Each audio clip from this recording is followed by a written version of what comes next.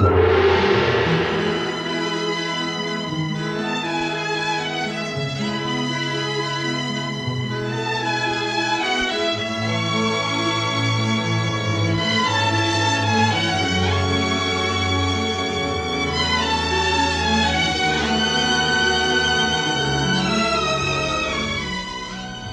la part biogràfica que pugui tenir la novel·la. De tota manera, jo passo una mica a parlar d'aquest aspecte, entre altres coses, perquè encara que una novel·la pugui tenir algun element biogràfic, aquest personatge és la protagonista, Eugènia Duran, una pintora, i aleshores, pàgina a pàgina, anem assistint amb tota la complexitat d'un personatge literari, doncs anem assistint a aquest desplegament.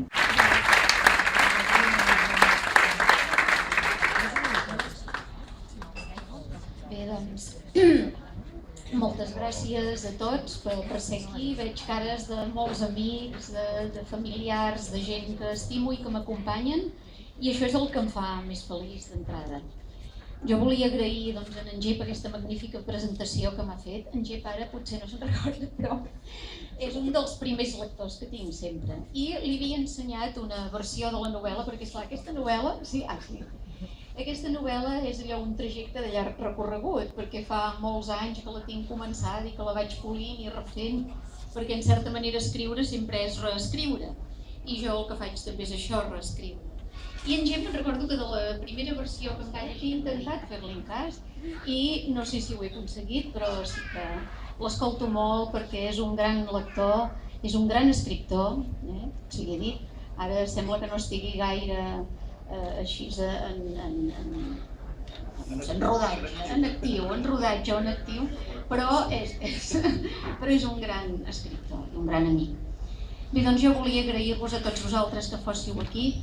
Després també volia agrair a gent que no conec directament, però amb els quals m'he anat informant sobre el personatge del qual ara us parlaré, que és Ángeles Santos Torruella.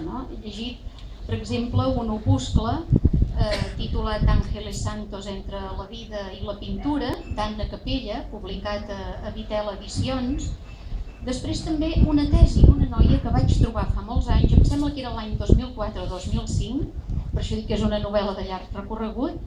Aquesta noia abans era professora dels maristes, d'Història de l'Art, i es diu Maria del Mar Pérez. Novel·la, no? Més que res, quan he escrit novel·la ha estat perquè he sentit la necessitat d'escriure sobre allò. I fa uns anys vaig tenir l'obsessió de parlar sobre la vida d'una dona artista. Només tenia això, aquesta idea. Havia de parlar sobre la vida d'una dona artista. I llavors em vaig plantejar què feia. I a mi m'agrada molt la pintura, i en concret doncs, la pintura surrealista. Edificis tenien parets i teulats perquè amagaven els que es preparaven per néixer. El cos se'ls anava transformant en una mena de cuc cada vegada més gras, amb un cap arrodonit i una extremitat partida en dos que s'arrossegava llepant el terra i que deixava un rastre profund, tan profund com el curs de l'aigua que anava llimant les roques. Aquí no hi havia carrers, ni vies de tren, ni cap rastre de vida humana. I el silenci era tan espès i massís com el tronc de la figuera. A la banda dreta del cup hi havia unes escales per on pujaven les dones àngel amb la túnica negra i la cabellera daurada. Portaven una vareta a la mà, l'encenien amb la llum del sol i baixaven pels graons irregulars.